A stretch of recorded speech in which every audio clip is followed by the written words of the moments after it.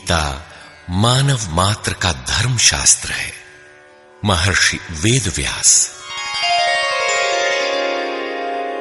श्री कृष्णकालीन महर्षि वेदव्यास से पूर्व कोई भी शास्त्र पुस्तक के रूप में उपलब्ध नहीं था।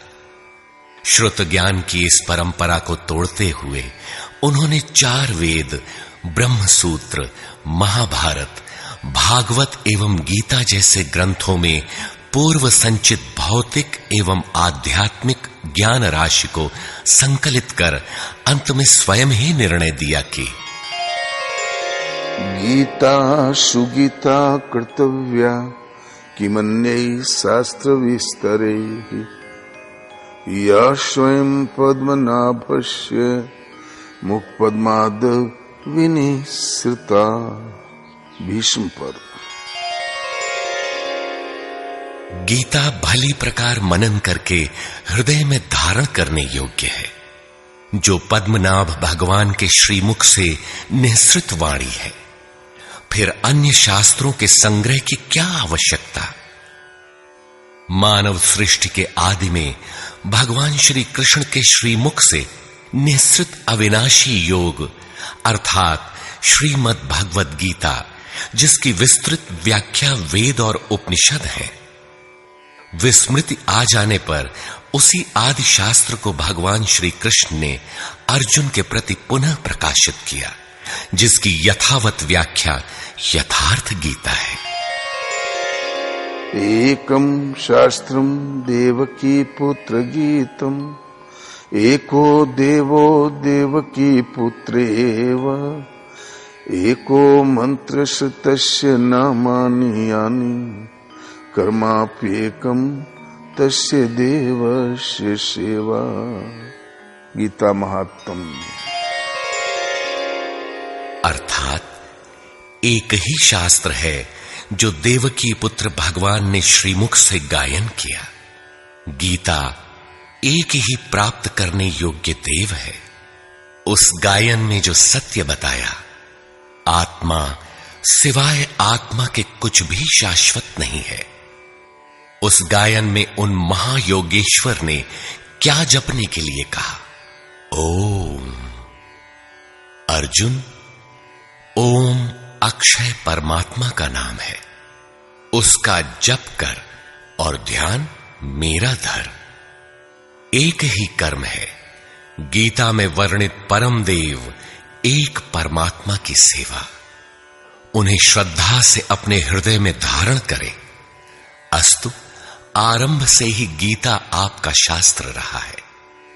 भगवान श्री कृष्ण के हजारों वर्ष पश्चात परवर्ती जिन महापुरुषों ने एक ईश्वर को सत्य बताया, गीता के ही पथ पर चलने वाले पथिक हैं, गीता के ही संदेशवाहक हैं। ईश्वर से ही लौकिक एवं पारलौकिक सुखों की कामना, ईश्वर से डरना, अन्य किसी को ईश्वर न मानना, यहां तक तो सभी महापुरुषों ने बताया।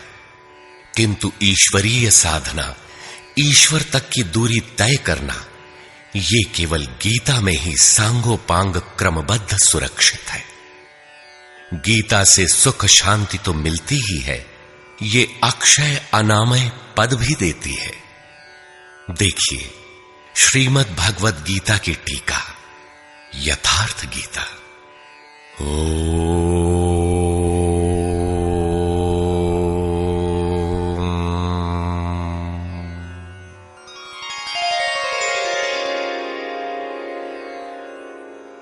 धर्म सिद्धांत 1। सभी प्रभु के पुत्र।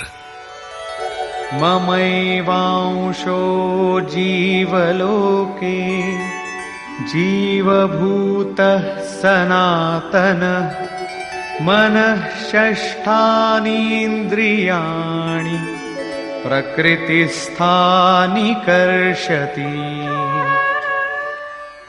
सभी मानव ईश्वर की संतान है, मेरे विशुद्ध अंश हैं। मानव तन की सार्थकता। किम पुनर्ब्राह्मणा पुण्या भक्ता राजर्षयस्तथा अनित्यमसुखं लोकम् इमं प्राप्य भजस्व माम्।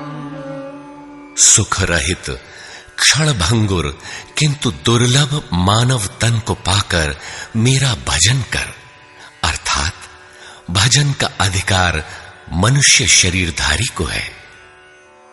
मनुष्य की केवल दो जाति, द्वौ भूत सर्गौ लोकेऽस्मिन् दैव आसुर एव च।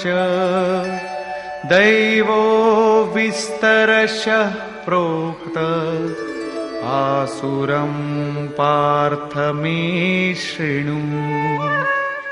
मनुष्य केवल दो प्रकार के हैं, देवता और असुर। जिसके हृदय में दैवी संपत्ति कार्य करती है वो देवता है, तथा जिसके हृदय में आसुरी संपत्ति कार्य करती है वो असुर है। तीसरी कोई अन्य जाति सृष्टि में नहीं है। हर कामना ईश्वर से सुलभ। त्रैविद्या मां सोमपाः पूतपापाः यज्ञैरिष्ट्वा स्वर्गतिं प्रार्थयन्ते। ते पुण्यमासाद्य सुरेन्द्रलोकम् अश्नन्ति दिव्यान् दिवि देवभोगान्। मुझे भजकर लोग स्वर्ग तक की कामना करते हैं, मैं उन्हें देता हूं। अर्थात सब कुछ एक परमात्मा से सुलभ है। भगवान की शरण से पापों का नाश। अपि चेदसि पापेभ्यः सर्वेभ्यः पापकृत्तमः सर्वं ज्ञानप्लवेनैव वृजिनं सन्तरिष्यसि। संपूर्ण पापियों से अधिक पाप करने वाला भी ज्ञान रूपी नौका द्वारा निस्संदेह पार हो जाएगा। ज्ञान अध्यात्मज्ञाननित्यत्वं तत्त्वज्ञानार्थदर्शनम् एतज्ज्ञानमिति प्रोक्तम् अज्ञानं यदतोऽन्यथा। आत्मा के आधिपत्य में आचरण तत्व के अर्थ रूप मुझ परमात्मा का प्रत्यक्ष दर्शन ज्ञान है, और इसके अतिरिक्त जो कुछ भी है अज्ञान है। अतः ईश्वर की प्रत्यक्ष जानकारी ही ज्ञान है। भजन का अधिकार सबको। अपि चेत् सुदुराचारो भजते मामनन्यभाक् साधुरेव समन्तव्यः सम्यग् व्यवसितो हि सः।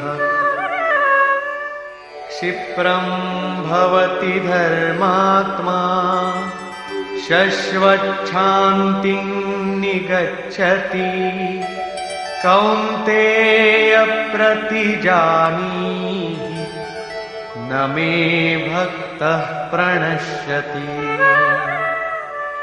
अत्यंत दुराचारी भी मेरा भजन करके शीघ्र ही धर्मात्मा हो जाता है एवं सदा रहने वाली शाश्वत शांति को प्राप्त कर लेता है। अतः धर्मात्मा वो है जो एक परमात्मा के प्रति समर्पित है, और भजन करने का अधिकार दुराचारी तक को है। भगवत पथ में बीज का नाश नहीं। नेहाभिक्रमनाशोऽस्ति प्रत्यवायो न विद्यते स्वल्पमप्यस्य धर्मस्य त्रायते महतो भयात्। धर्म अर्थात आत्मदर्शन की क्रिया का स्वल्प आचरण भी जन्म मरण के महान भय से उद्धार करने वाला होता है। धर्म अपरिवर्तनशील है। ईश्वर का निवास। ईश्वरः सर्वभूतानां हृद्देशेऽर्जुन तिष्ठति भ्रामयन् सर्वभूतानि यन्त्रारूढानि मायया। ईश्वर सभी भूत प्राणियों के हृदय में रहता है, तो शरण किसकी जाएं? तमेव शरणं गच्छ सर्वभावेन भारत तत्प्रसादात् परां शान्तिं स्थानं प्राप्स्यसि शाश्वतम्। संपूर्ण भाव से उस हृदयस्थ एक परमात्मा की शरण में जाओ, जिसकी कृपा से तू परम शांति शाश्वत परम धाम को प्राप्त होगा। यज्ञ। सर्वाणीन्द्रियकर्माणि प्राणकर्माणि चापरे आत्मसंयमयोगाग्नौ जुह्वति ज्ञानदीपिते। संपूर्ण इंद्रियों के व्यापार को, मन की चेष्टाओं को ज्ञान से प्रकाशित हुई आत्मा में संयम रूपी योगाग्नि में हवन करते हैं। अपाने जुह्वति प्राणं प्राणे पानं तथा परे प्राणापानगतिरुद्ध्वा प्राणायाम परायणा। बहुत से योगी श्वास को प्रश्वास में हवन करते हैं और बहुत से प्रश्वास को श्वास में। इससे उन्नत अवस्था होने पर अन्य श्वास प्रश्वास की गति रोककर प्राणायाम परायण हो जाते हैं। इस प्रकार योग साधना की विधि विशेष का नाम यज्ञ है। उस यज्ञ को कार्य रूप देना कर्म है। कर्म। एवं बहुविधा यज्ञा वितता ब्रह्मणो मुखे कर्मजान् विद्धितान् सर्वान् एवं ज्ञात्वा विमोक्ष्यसे। इस प्रकार बहुत से यज्ञ, जैसे श्वास का प्रश्वास में हवन, प्रश्वास का श्वास में हवन, श्वास प्रश्वास का निरोध कर प्राणायाम के परायण होना इत्यादि यज्ञ जिस आचरण से पूर्ण होता है, उस आचरण का नाम कर्म है। कर्म माने आराधना, कर्म माने चिंतन। योग साधना पद्धति का नाम यज्ञ है। विकर्म। विकर्म का अर्थ विकल्प शून्य कर्म है। प्राप्ति के पश्चात महापुरुषों के कर्म विकल्प शून्य होते हैं। आत्मस्थित, आत्मतृप्त, आप्त काम महापुरुषों को न तो कर्म करने से कोई लाभ है और न छोड़ने से कोई हानि ही है। फिर भी वे पीछे वालों के हित के लिए कर्म करते हैं। ऐसा कर्म विकल्प शून्य है, विशुद्ध है, और यही कर्म विकर्म कहलाता है। यज्ञ करने का अधिकार। यज्ञशिष्टामृत भुजो यान्ति ब्रह्म सनातनम् नायं लोकोऽस्त्य यज्ञस्य कुतोऽन्यः कुरु सत्तम। यज्ञ न करने वालों को दोबारा मनुष्य शरीर भी नहीं मिलता। अर्थात यज्ञ करने का अधिकार उन सब को है जिन्हें मनुष्य शरीर मिला है। ईश्वर देखा जा सकता है।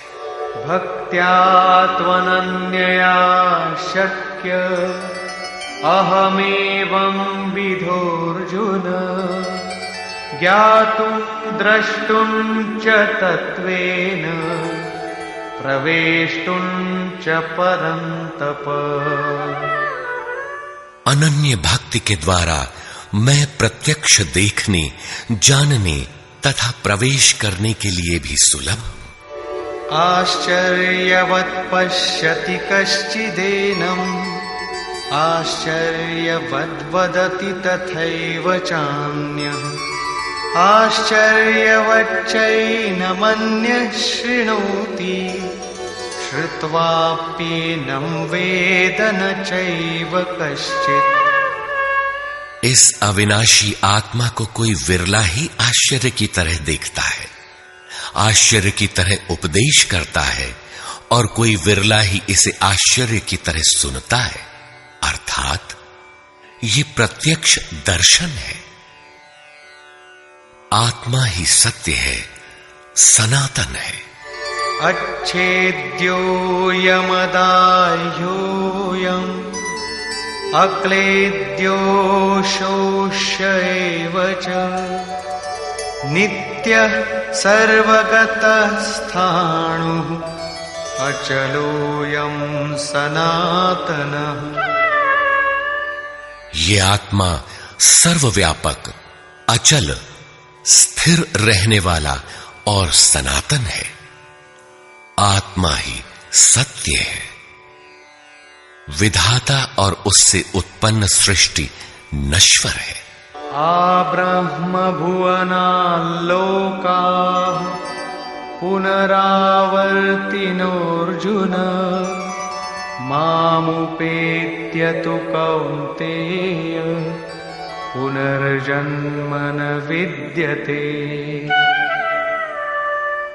ब्रह्मा और उससे निर्मित सृष्टि, देवता और दानव दुखों की खानी, क्षणभंगुर और नश्वर है, किंतु मेरा भक्त कभी नष्ट नहीं होता।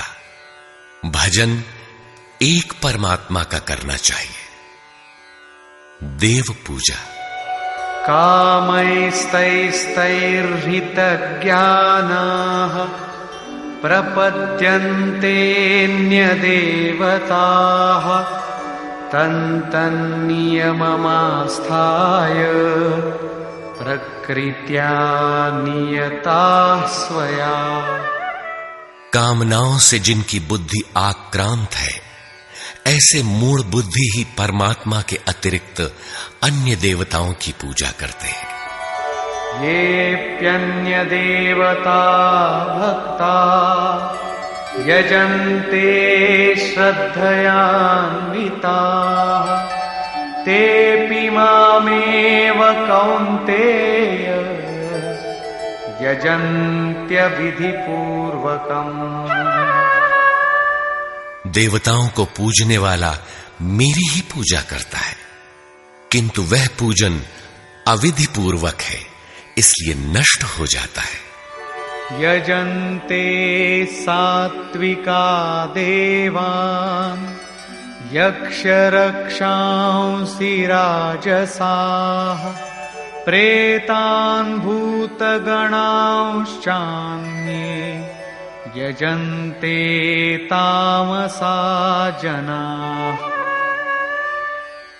अर्जुन, शास्त्र विधि को त्याग कर भजने वाले सात्विक श्रद्धा वाले देवताओं को, राजस पुरुष यक्ष राक्षसों को और तामस पुरुष भूत प्रेतों को पूजते हैं, किंतु कर्षयन्तः शरीरस्थम् भूतग्राममचेतसः, मां चैवान्तः शरीरस्थम् तान् विद्यासुरनिश्चयान्। वे शरीर रूप से स्थित भूत समुदाय और अंतर्यामी रूप में स्थित मुझ परमात्मा को कृश करने वाले हैं। उनको तू असुर जान। अर्थात देवताओं को पूजने वाले भी आसुरी वृत्ति के अंतर्गत हैं। अधम। तानहं द्विषतः क्रूरान् संसारेषु नराधमान् क्षिपाम्यजस्रमशुभान् आसुरीष्वेव योनिषु। जो यज्ञ की नियत विधि छोड़ कल्पित विधियों से यजन करते हैं, वे ही क्रूर कर्मी, पापाचारी तथा मनुष्यों में अधम है। अन्य कोई अधम नहीं है। नियत विधि क्या है? ओमित्येकाक्षरं ब्रह्म व्याहरन् मामनुस्मरन् यः प्रयाति त्यजन् देहं स याति परमां गतिम्। ओम जो अक्षय ब्रह्म का परिचायक है, उसका जप तथा मुझ एक परमात्मा का स्मरण, तत्वदर्शी महापुरुष के संरक्षण में ध्यान।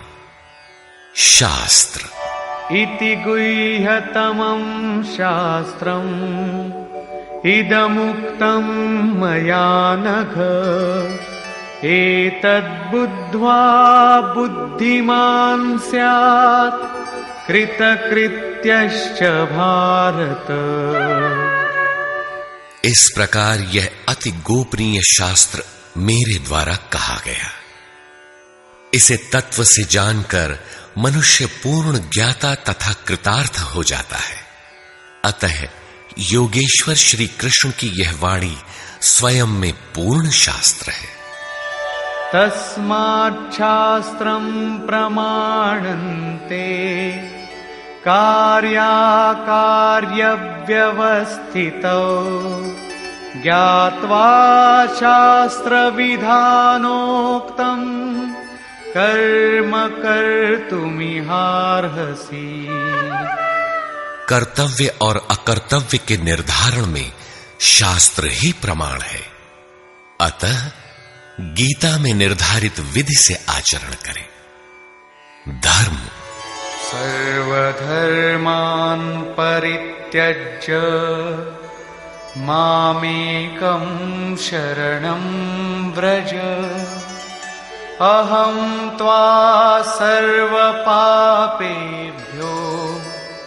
मोक्षयिष्यामि मा शुचः। धार्मिक उथल पुथल को छोड़ एकमात्र मेरी शरण हो जा, अर्थात एक भगवान के प्रति पूर्ण समर्पण ही धर्म का मूल है। उस प्रभु को पाने की नियत विधि का आचरण ही धर्माचरण है, और जो उसे करता है वो अत्यंत पापी भी शीघ्र धर्मात्मा हो जाता है। धर्म प्राप्त कहां से करें? ब्रह्मणो हि प्रतिष्ठाहम् अमृतस्याव्ययस्य च शाश्वतस्य च धर्मस्य सुखस्यैकान्तिकस्य च। उस अविनाशी ब्रह्म का, अमृत का, शाश्वत धर्म का और अखंड एक रस आनंद का मैं ही आश्रय हूं, अर्थात परमात्म स्थित सद्गुरु ही इन सब का आश्रय है। नोट: विश्व के सारे धर्मों की सत्य धारा एक ईश्वर गीता का ही प्रसारण है।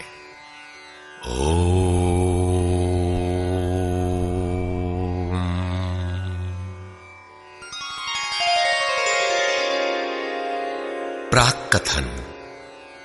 वस्तुतः गीता पर टीका लिखने की अब कोई आवश्यकता प्रतीत नहीं होती, क्योंकि इस पर सहस्त्रों टीकाएं लिखी जा चुकी हैं, जिनमें 50 तो केवल संस्कृत में ही हैं। गीता को लेकर 50 मत हैं, जबकि सबकी आधारशिला एकमात्र गीता है।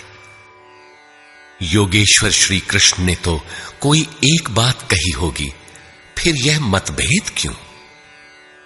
वस्तुतः वक्ता एक ही बात कहता है, किंतु श्रोता यदि 10 बैठे हों तो 10 प्रकार के आशय ग्रहण करते हैं। व्यक्ति की बुद्धि पर तामसी, राजसी अथवा सात्विक गुणों का जितना प्रभाव है, उसी स्तर से उस वार्ता को पकड़ पाता है।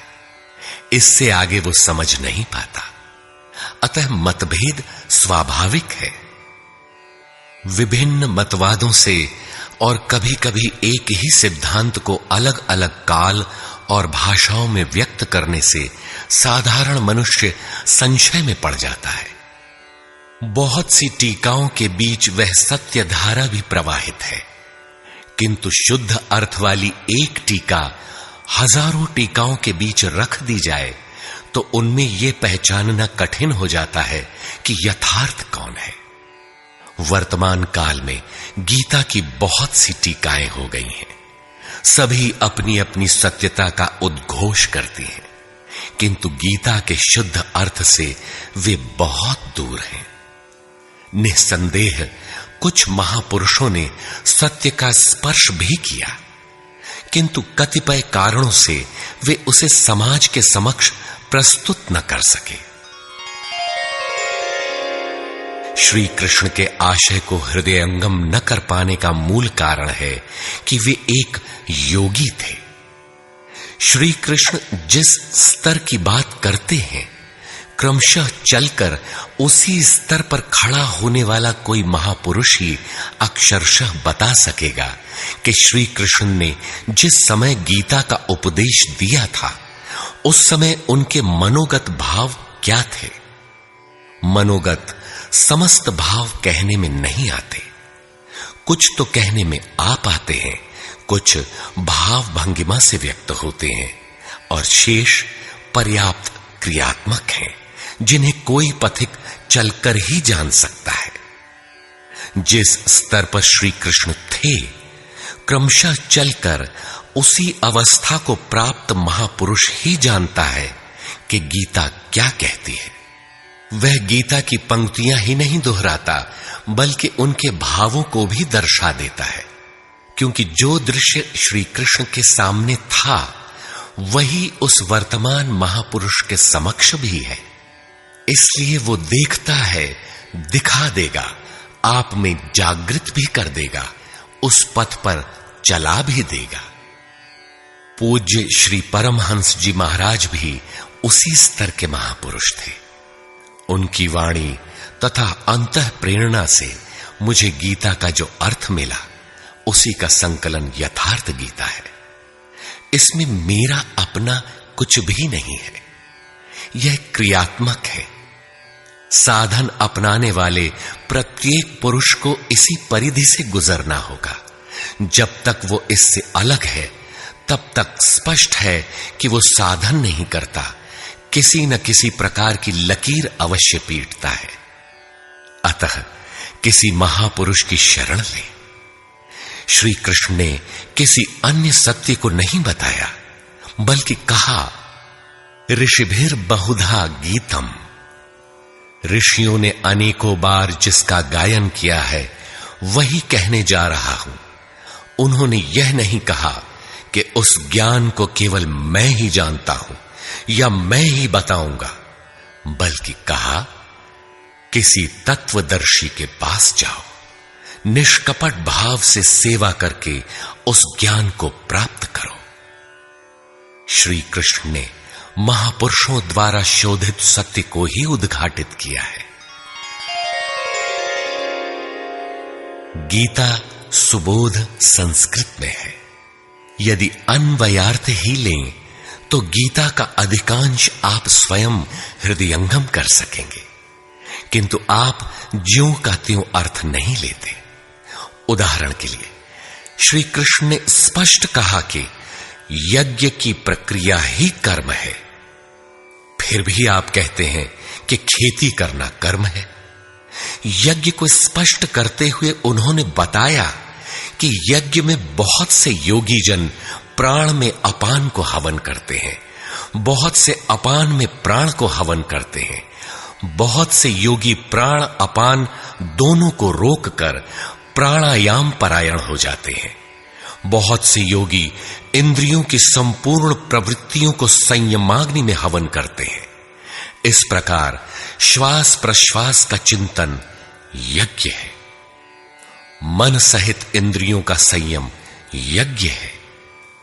शास्त्रकार ने स्वयं यज्ञ बताया, फिर भी आप कहते हैं कि विष्णु के निमित्त स्वाहा बोलना, अग्नि में जौ तिल घी का हवन करना यज्ञ है।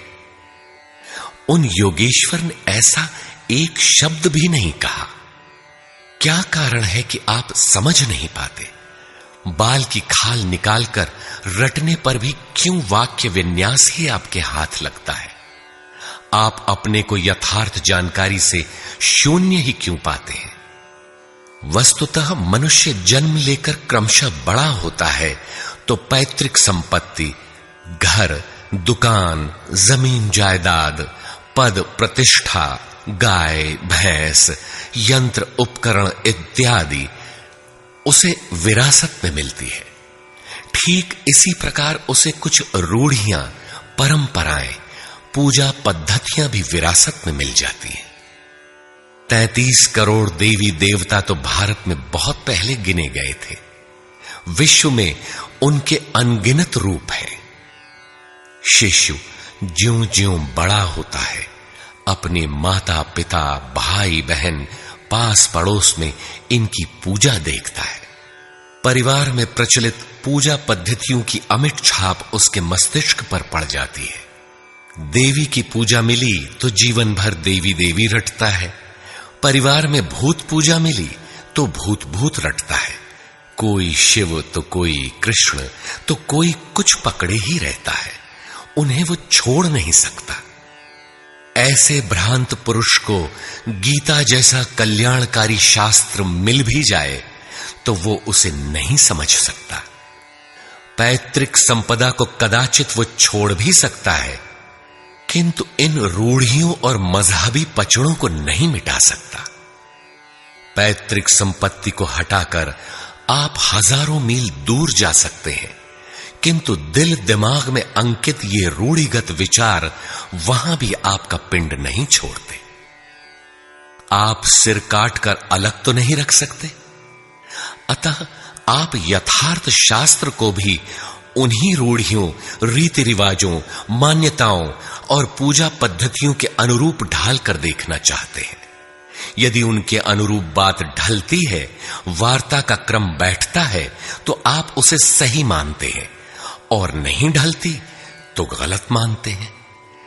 इसीलिए आप गीता का रहस्य नहीं देख पाते। गीता का रहस्य रहस्य ही बनकर रह जाता है। इसके वास्तविक पारखी संत अथवा सद्गुरु हैं। वही बता सकते हैं कि गीता क्या कहती है। सब नहीं जान सकते। सबके लिए सुलभ उपाय यही है कि इसे किसी महापुरुष के सानिध्य में समझें, जिसके लिए श्री कृष्ण ने बल दिया है। गीता किसी विशिष्ट व्यक्ति, जाति, वर्ग, पंथ, देश काल या किसी रूढ़िग्रस्त संप्रदाय का ग्रंथ नहीं है, बल्कि यह सार्वलौकिक, सार्वकालिक धर्म ग्रंथ है। यह प्रत्येक देश, प्रत्येक जाति तथा प्रत्येक स्तर के प्रत्येक स्त्री पुरुष के लिए, सबके लिए है। केवल दूसरों से सुनकर या किसी से प्रभावित होकर मनुष्य को ऐसा निर्णय नहीं लेना चाहिए जिसका प्रभाव सीधे उसके अपने अस्तित्व पर पड़ता हो। पूर्वाग्रह की भावना से मुक्त होकर सत्यान्वेषियों के लिए यह आर्ष ग्रंथ आलोक स्तंभ है। हिंदुओं का आग्रह है कि वेद ही प्रमाण है। वेद का अर्थ है ज्ञान, परमात्मा की जानकारी। परमात्मा न संस्कृत में है न संहिताओं में। पुस्तक तो उसका संकेत मात्र है। वह वस्तुतः हृदय में जागृत होता है। विश्वामित्र चिंतन कर रहे थे। उनकी भक्ति देखकर ब्रह्मा आए। बोले, आज से तुम ऋषि हो। विश्वामित्र को संतोष नहीं हुआ। चिंतन में लगे रहे। कुछ काल पश्चात देवताओं सहित ब्रह्मा पुनः आए और बोले, आज से तुम राजर्षि हो। किंतु विश्वामित्र का समाधान ना हुआ।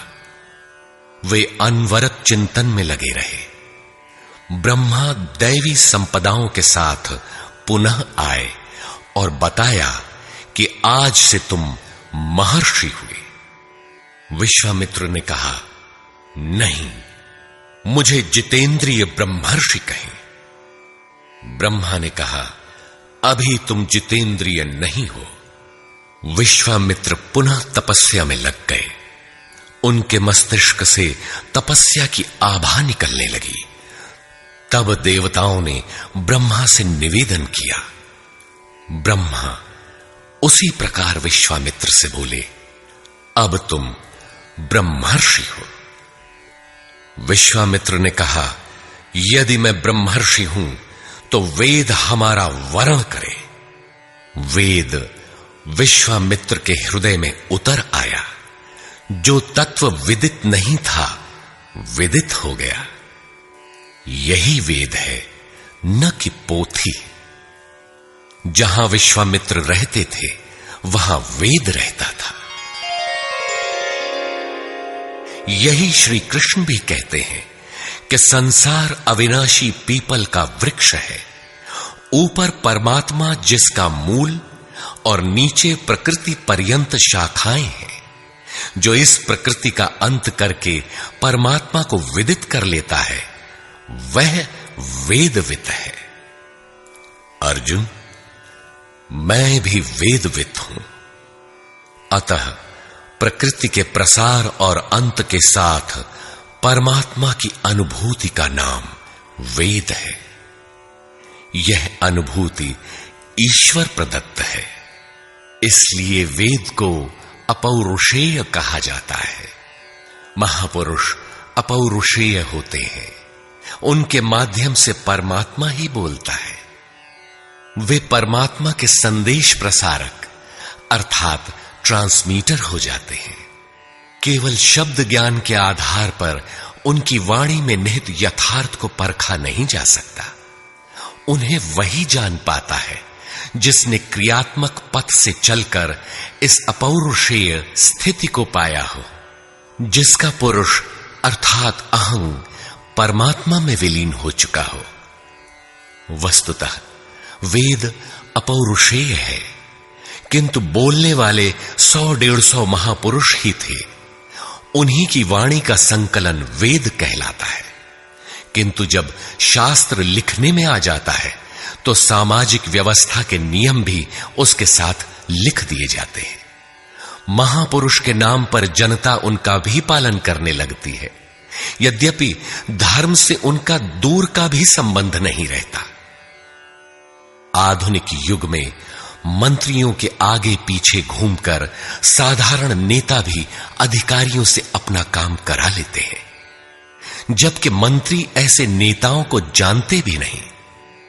इसी प्रकार सामाजिक व्यवस्थाकार महापुरुष की ओट में जीने खाने की व्यवस्था भी ग्रंथों में लिपिबद्ध कर देते हैं। उनका सामाजिक उपयोग तत्सामयिक ही होता है। वेदों के संबंध में भी यही है। वेद के 2 भाग हैं, कर्मकांड और ज्ञान कांड। कर्मकांड समाज शास्त्र है, जैसे वास्तुशास्त्र, आयुर्वेद, धनुर्वेद, गंधर्व वेद इत्यादि। ज्ञान कांड उपनिषद है। उनका भी मूल योगेश्वर श्री कृष्ण की प्रथम वाणी गीता है। सारांशत गीता अपौरुषेय परमात्मा से समुद्भूत उपनिषद सुधा का सार सर्वस्व है। इसी प्रकार प्रत्येक महापुरुष जो परम तत्व को प्राप्त कर लेता है, स्वयं में धर्म ग्रंथ है। उसकी वाणी का संकलन विश्व में कहीं भी हो, शास्त्र कहलाता है। किंतु कतिपय धर्मावलंबियों का यह कथन है कि जितना कुरान में लिखा है उतना ही सच है। अब कुरान नहीं उतरेगा। ईसा मसीह पर विश्वास किए बिना स्वर्ग नहीं मिल सकता। वह ईश्वर का इकलौता बेटा था। अब ऐसा महापुरुष नहीं हो सकता। उनकी रूढ़िवादिता है। यदि उसी तत्व को साक्षात कर लिया जाए तो वही बात फिर होगी। गीता सार्वभौम है। धर्म के नाम पर प्रचलित विश्व के समस्त धर्म ग्रंथों में गीता का स्थान अद्वितीय है। यह स्वयं में धर्मशास्त्र ही नहीं बल्कि अन्य धर्म ग्रंथों में निहित सत्य का मानदंड भी है। गीता वह कसौटी है जिस पर प्रत्येक धर्म ग्रंथ में अनुस्यूत सत्य अनावृत हो उठता है। परस्पर विरोधी कथनों का समाधान निकल आता है। प्रत्येक धर्म ग्रंथ में संसार में जीने खाने की कला और कर्म कांडों का बाहुल्य है। जीवन को आकर्षक बनाने के लिए उन्हें करने तथा न करने के रोचक भयानक वर्णनों से धर्म ग्रंथ भरे पड़े हैं। कर्म कांडों की इसी परंपरा को जनता धर्म समझने लगती है। जीवन निर्वाह की कला के लिए निर्मित पूजा पद्धतियों में देश काल और परिस्थितियों के अनुसार परिवर्तन स्वाभाविक है। धर्म के नाम पर समाज में कलह का यही एकमात्र कारण है। गीता इन क्षणिक व्यवस्थाओं से ऊपर उठकर आत्मिक पूर्णता में प्रतिष्ठित करने का क्रियात्मक अनुशीलन है, जिसका एक भी श्लोक भौतिक जीवन यापन के लिए नहीं है। इसका प्रत्येक श्लोक आपसे आंतरिक युद्ध आराधना की मांग करता है। तथाकथित धर्म ग्रंथों की भांति यह आपको स्वर्ग या नरक के द्वंद्व में फंसाकर नहीं छोड़ता, बल्कि उस अमरत्व की उपलब्धि कराता है जिसके पीछे जन्म मृत्यु का बंधन नहीं रह जाता। प्रत्येक महापुरुष की अपनी शैली और कुछ अपने विशिष्ट शब्द होते हैं। योगेश्वर श्री कृष्ण ने भी गीता में कर्म, यज्ञ, वर्ण, वर्ण संकर, युद्ध, क्षेत्र, ज्ञान इत्यादि शब्दों पर बार बार बल दिया है। इन शब्दों का अपना आशय है और पुनरावृत्ति में भी इनका अपना सौंदर्य है। हिंदी रूपांतरण में इन शब्दों को उसी आशय में लिया गया है तथा आवश्यक स्थलों की व्याख्या भी की गई है। गीता के आकर्षण निम्नलिखित प्रश्न हैं, जिनका आशय आधुनिक समाज खो चुका है। वे इस प्रकार हैं जिन्हें यथार्थ गीता में आप पाएंगे। श्री कृष्ण एक योगेश्वर थे। सत्य, आत्मा ही सत्य है। सनातन, आत्मा सनातन है, परमात्मा सनातन है। सनातन धर्म परमात्मा से मिलाने वाली क्रिया है। युद्ध दैवी एवं आसुरी संपदाओं का संघर्ष युद्ध है। ये अंतःकरण की दो प्रवृत्तियां हैं। इन दोनों का मिटना परिणाम है। युद्ध स्थान, यह मानव शरीर और मन सहित इंद्रियों का समूह युद्ध स्थल है।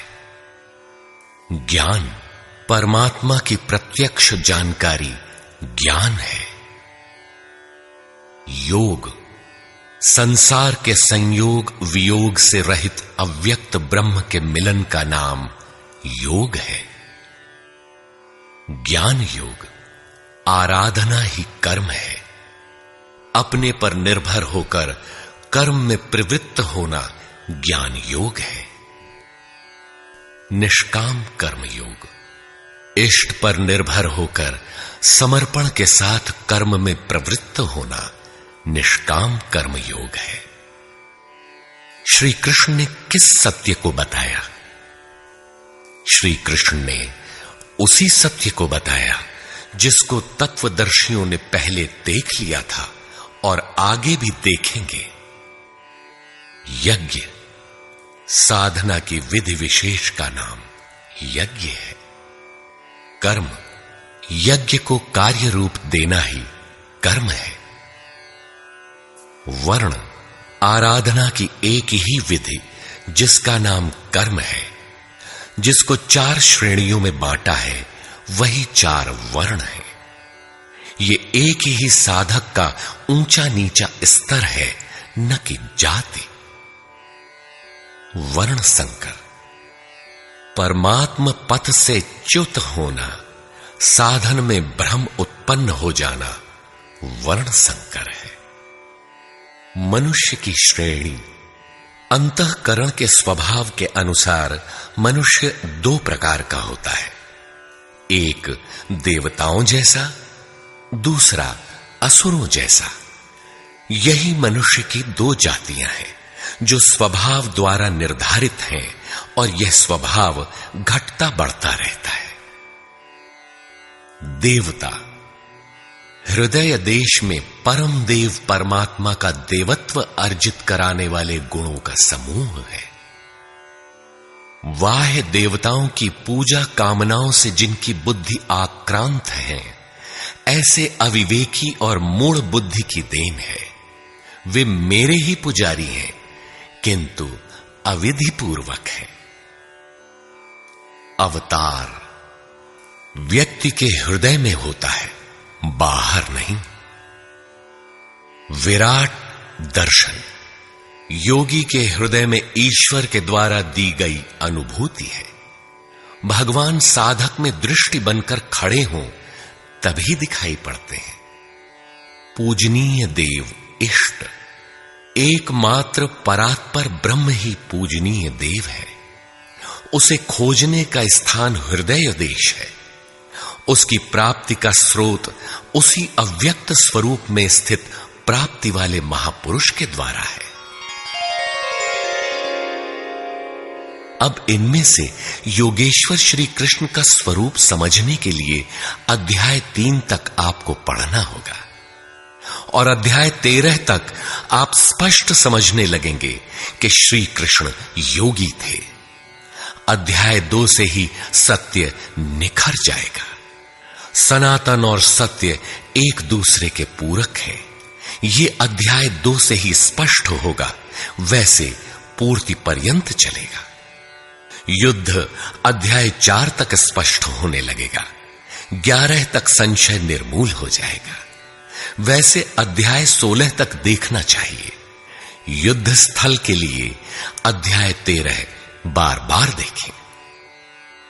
ज्ञान अध्याय 4 से स्पष्ट होगा तथा अध्याय 13 में भली प्रकार समझ में आएगा कि प्रत्यक्ष दर्शन का नाम ज्ञान है। योग अध्याय 6 तक आप समझ सकेंगे। वैसे पूर्ति पर्यंत योग के विभिन्न अंशों की परिभाषा है। ज्ञान योग अध्याय 3 से 6 तक स्पष्ट हो जाएगा। आगे देखने की कोई विशेष आवश्यकता नहीं है। निष्काम कर्म योग अध्याय 2 से आरंभ होकर पूर्ति पर्यंत है। यज्ञ आप अध्याय 3 से 4 तक पढ़ें, स्पष्ट हो जाएगा। कर्म का नाम अध्याय 2/39 में प्रथम बार लिया गया है। इसी श्लोक से अध्याय 4 तक पढ़ लें तो स्पष्ट हो जाएगा कि कर्म का अर्थ आराधना भजन क्यों है। अध्याय 16 और 17 यह विचार स्थिर कर देता है कि यही सत्य है। वर्ण संकर अध्याय 3 में और अवतार अध्याय 4 में स्पष्ट हो जाएगा। वर्ण व्यवस्था के लिए अध्याय 18 देखना होगा। वैसे संकेत अध्याय 3 और 4 में भी है। मनुष्य की देवासुर जातियों के लिए अध्याय 16 द्रष्टव्य है।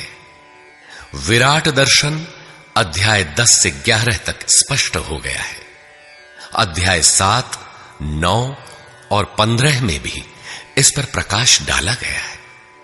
अध्याय 7, 9 और 17 में बाह्य देवताओं की अस्तित्वहीनता स्पष्ट हो जाती है। परमात्मा के पूजन की स्थली हृदय देश ही है, जिसमें ध्यान, श्वास प्रश्वास के चिंतन इत्यादि की क्रियाएं जो एकांत में बैठकर की जाती हैं। अध्याय 3, 4, 6 और 18 में स्पष्ट है। बहुत सोचने विचारने से क्या प्रयोजन है? यदि अध्याय 6 तक ही अध्ययन कर लें तो भी यथार्थ गीता का मूल आशय आपकी समझ में आ जाएगा। गीता जीविका संग्राम का साधन नहीं, अपितु जीवन संग्राम में शाश्वत विजय का क्रियात्मक प्रशिक्षण है। इसलिए युद्ध ग्रंथ है जो वास्तविक विजय दिलाता है, किंतु गीतोक्त युद्ध तलवार, धनुष, वाण, गदा और फरसे से लड़ा जाने वाला सांसारिक युद्ध नहीं है और न इन युद्धों में शाश्वत विजय निहित है। ये सत प्रवृत्तियों का संघर्ष है जिनके रूपकात्मक वर्णन की परंपरा रही है। वेद में इंद्र और वृत्र, विद्या और अविद्या, पुराणों में देवासुर संग्राम, महाकाव्यों में राम और रावण, कौरव एवं पांडवों के संघर्ष को ही गीता में धर्म क्षेत्र और कुरुक्षेत्र, दैवी संपद एवं आसुरी संपद, सजातीय एवं विजातीय, सद्गुण एवं दुर्गुणों का संघर्ष कहा गया है। यह संघर्ष जहां होता है वह स्थान कहां है? गीता का धर्म क्षेत्र और कुरुक्षेत्र भारत का कोई भूखंड नहीं, बल्कि स्वयं गीताकार के शब्दों में इदं शरीरम कौन्तेय क्षेत्रमित्यभिधीयते। कौन्तेय, यह शरीर ही एक क्षेत्र है जिसमें बोया हुआ भला और बुरा बीज संस्कार रूप से सदैव उगता है। 10 इंद्रियां, मन, बुद्धि, चित्त, अहंकार, 5 विकार और 3 गुणों का विकार इस क्षेत्र का विस्तार है। प्रकृति से उत्पन्न इन 3 गुणों से विवश होकर मनुष्य को कर्म करना पड़ता है। वह क्षण मात्र भी कर्म किए बिना नहीं रह सकता। पुनरपि जननम पुनरपि मरणम पुनरपि जननी जठरे शयनम। जन्म जन्मांतरों से करते ही तो बीत रहा है, यही कुरुक्षेत्र है। सद्गुरु के माध्यम से साधना के सही दौर में पड़कर साधक जब परम धर्म परमात्मा की ओर अग्रसर होता है, तब यह क्षेत्र धर्म क्षेत्र बन जाता है। यह शरीर ही क्षेत्र है। इसी शरीर के अंतराल में अंतःकरण की 2 प्रवृत्तियां पुरातन हैं, दैवी संपद और आसुरी संपद। दैवी संपद में है पुण्य रूपी पांडु और कर्तव्य रूपी कुंती। पुण्य जागृत होने से पहले मनुष्य जो कुछ भी कर्तव्य समझकर करता है, अपनी समझ से वह कर्तव्य ही करता है, किंतु उससे कर्तव्य होता नहीं, क्योंकि पुण्य के बिना कर्तव्य को समझा ही नहीं जा सकता। कुंती ने पांडु से संबंध होने से पूर्व जो कुछ भी अर्जित किया वह था कर्ण। आजीवन कुंती के पुत्रों से लड़ता रह गया। पांडवों का दुर्धर्ष शत्रु यदि कोई था तो वह था कर्ण। विजातीय कर्म ही कर्ण है जो बंधनकारी है, जिससे परंपरागत रूढ़ियों का चित्रण होता है। पूजा पद्धतियां पिंड नहीं छोड़ती। पुण्य जागृत होने पर धर्म रूपी युधिष्ठिर, अनुराग रूपी अर्जुन, भाव रूपी भीम, नियम रूपी नकुल, सत्संग रूपी सहदेव, सात्विकता रूपी सात्यकी, काया में सामर्थ्य रूपी काशीराज, कर्तव्य के द्वारा भव पर विजय कुंती भोज इत्यादि इष्टोन्मुखी मानसिक प्रवृत्तियों का उत्कर्ष होता है, जिनकी गणना 7 अक्षौहिणी है। अक्ष दृष्टि को कहते हैं। सत्यमयी दृष्टिकोण से जिसका गठन है वह है दैवी संपद। परम धर्म परमात्मा तक की दूरी तय कराने वाली ये 7 सीढ़ियां, 7 भूमिकाएं हैं। न कि कोई गणना विशेष। वस्तुतः ये प्रवृत्तियां अनंत हैं। दूसरी ओर है कुरुक्षेत्र, जिसमें 10 इंद्रियां और 1 मन 11 अक्षौहिणी सेना है। मन सहित इंद्रियमयी दृष्टिकोण से जिसका गठन है वह है आसुरी संपद, जिसमें है अज्ञान रूपी धृतराष्ट्र, जो सत्य को जानते हुए भी अंधा बना रहता है। उसकी सहचारिणी है गांधारी, इंद्रिय आधार वाली प्रवृत्ति। इनके साथ हैं मोह रूपी दुर्योधन, दुर्बुद्धि रूपी दुःशासन, विजातीय कर्म रूपी कर्ण, भ्रम रूपी भीष्म, द्वैत के आचरण रूपी द्रोणाचार्य, आसक्ति रूपी अश्वत्थामा, विकल्प रूपी विकर्ण, अधूरी साधना में कृपा के आचरण रूपी कृपाचार्य, और इन सब के बीच जीव रूपी विदुर है, जो रहता है अज्ञान में, किंतु दृष्टि सदैव पांडवों पर है।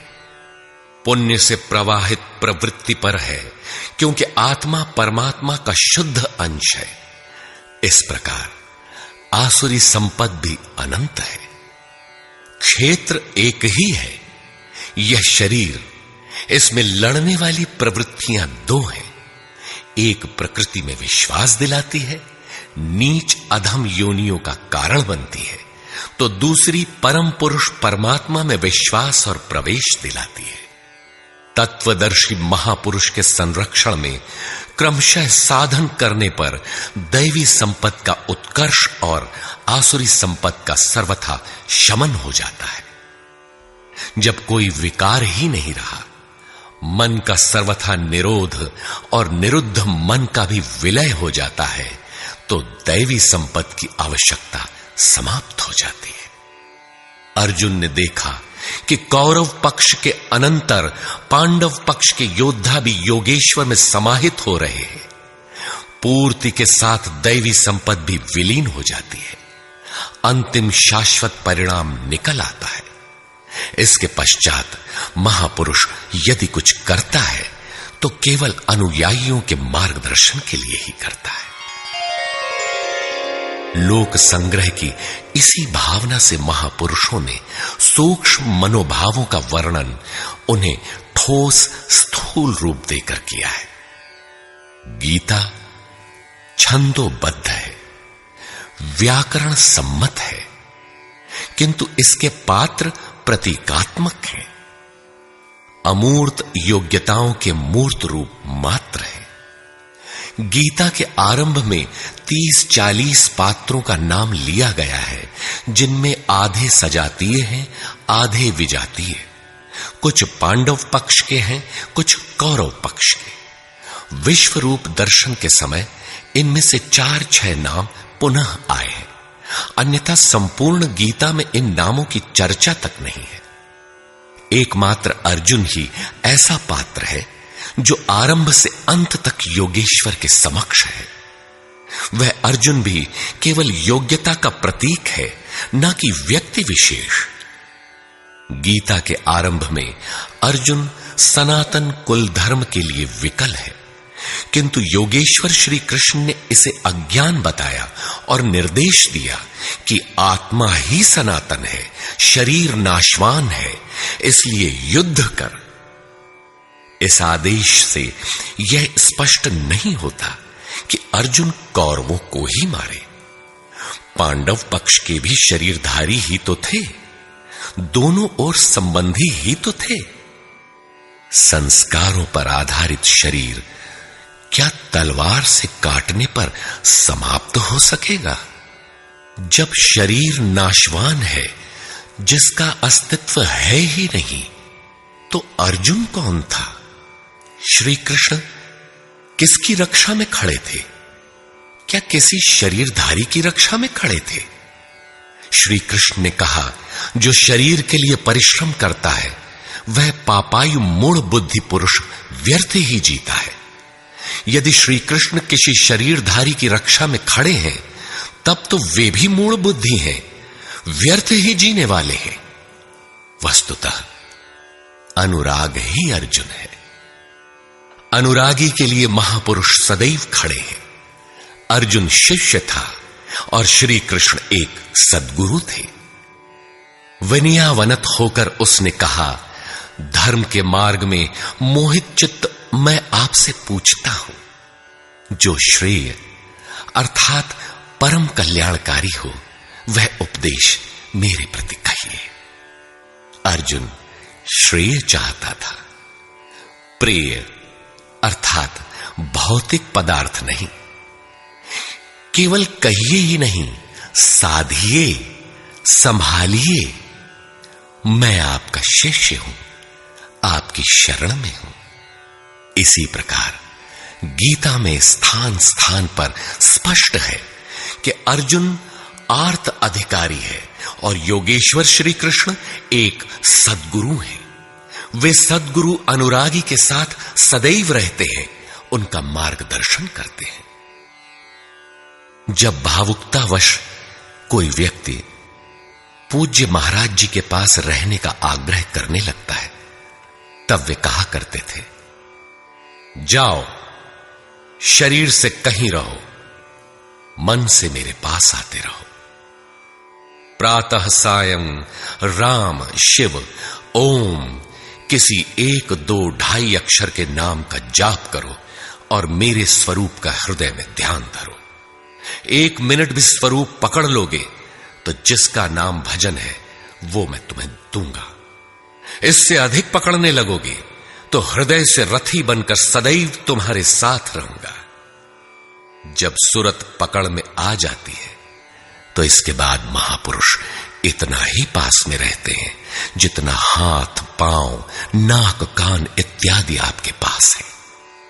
आप हजारों किलोमीटर दूर क्यों ना हो, वह सदैव समीप है। मन में विचारों के उठने से भी पहले वे मार्गदर्शन करने लग जाते हैं। अनुरागी के हृदय में वह महापुरुष सदैव आत्मा से अभिन्न होकर जागृत रहते हैं। अर्जुन अनुराग का प्रतीक है। गीता के 11वें अध्याय में योगेश्वर श्री कृष्ण का ऐश्वर्य देखने पर अर्जुन अपनी क्षुद्र त्रुटियों के लिए क्षमा याचना करने लगा। श्री कृष्ण ने क्षमा किया और याचना के अनुरूप सौम्य स्वरूप में आकर कहा, अर्जुन, मेरे स्वरूप को न पहले किसी ने देखा है और न भविष्य में कोई देख सकेगा। तब तो गीता हम लोगों के लिए व्यर्थ है, क्योंकि उस दर्शन की योग्यताएं अर्जुन तक सीमित रह गईं। जबकि उसी समय संजय देख रहा था, पहले भी उन्होंने कहा, बहुत से योगी जन ज्ञान रूपी तप से पवित्र होकर मेरे साक्षात स्वरूप को प्राप्त कर चुके हैं।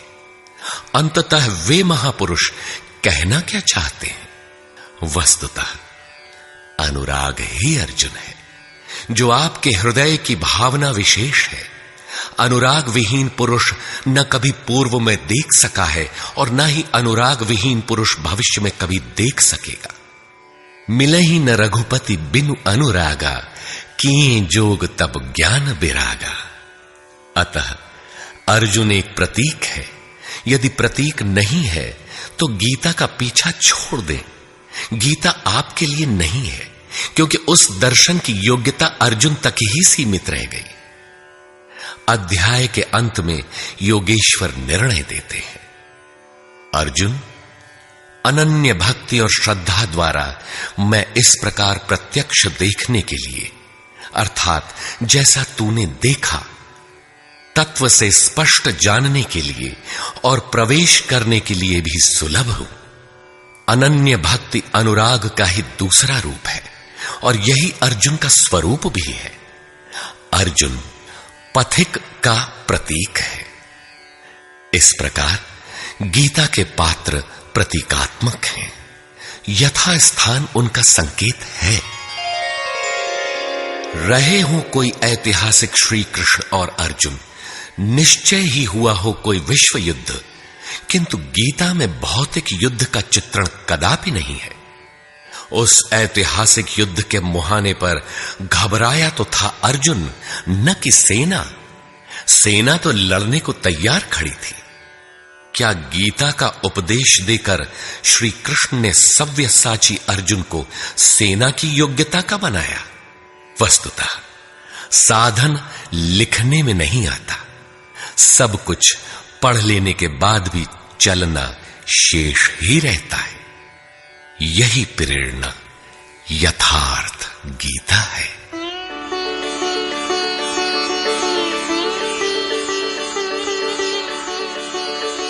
सद्गुरु कृपाश्रयी जगत बंधु स्वामी अड़गड़ानंद जी।